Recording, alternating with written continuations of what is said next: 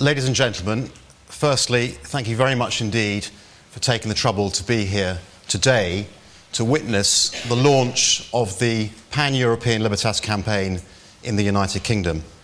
I am, of course, delighted to welcome Declan Ganley, who I'm sure is known to most of you.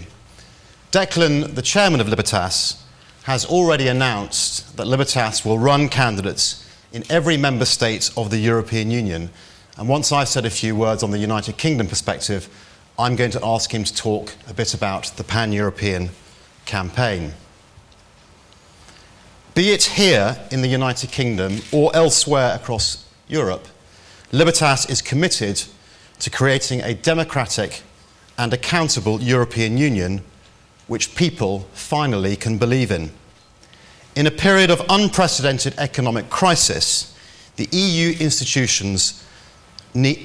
needs institutions that are fit to meet such challenges. I am not sure this is the Europe we are staring at today. What we have instead is a Europe that seeks to transfer more and more power to Brussels, chipping away at national sovereignty in the process. This, quite simply, is the product of an unelected elite that grows ever more removed from the people, and a sprawling, expensive bureaucracy which continues to waste taxpayers' money at every opportunity. The very symptom, I believe, of an organisation that lacks any clarity of purpose or corresponding accountability. Consequently, it is no surprise that the people of the United Kingdom have grown increasingly disillusioned with the European project, as it is called. Judging by the turnout figures at elections, they have also become disengaged. Reaffirming people's faith in Europe and re-engaging the electorate in European elections is the challenge to which Libertas candidates right across the United Kingdom submit themselves today. Moreover, denied a referendum on the Lisbon Treaty, the UK electorate has not been given the chance to have a proper say on the direction of Europe.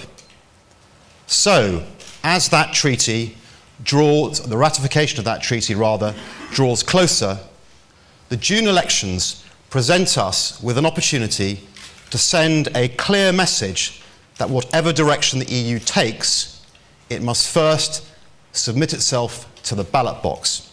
And I just wonder, when historians look back on Lisbon, whether they will see it and view it as the great deceit. The June elections, therefore, have to be about the future of Europe. They cannot be used as a rehearsal for national elections or in some way as an extended opinion poll or barometer of national party political success. Particularly now, in hard economic times, Europe and its direction is far too important an issue to sideline. The issue of democracy and accountability, of course, cuts right across party lines, which is why Libertas continues to recruit supporters, candidates and donors from across the political spectrum who share the Libertas view simply that the European Union urgently needs reforming and revitalising. If you believe in a strong Europe, a Europe with democracy, accountability and openness at its heart, but are unhappy with the status quo, then you should vote for a Libertas candidate. We believe that Europe desperately and urgently needs to change. The challenge, of course, as ever in politics, is how to effect that change. Our view, simply, is that the Libertas pro-European and pan-European campaign and approach is the only positive way to achieve this. The problem other parties have in the United Kingdom and indeed elsewhere, who do not have the luxury of this pan-European approach, is even if they do really well, they only ever secure what amounts to about a 5% block in the European Parliament. So, Whereas the EU has become the preserve of unelected elites and bureaucrats, Libertas must create a movement that starts with the grassroots. As Europe becomes ever more opaque, so we must commit ourselves to being open. But most importantly, while Europe and its elites has consigned its citizens to being mere spectators, we must reaffirm our belief first and foremost in the sovereignty of the individual at the ballot box, an idea I think best described by a very simple word, democracy. Declan, over to you.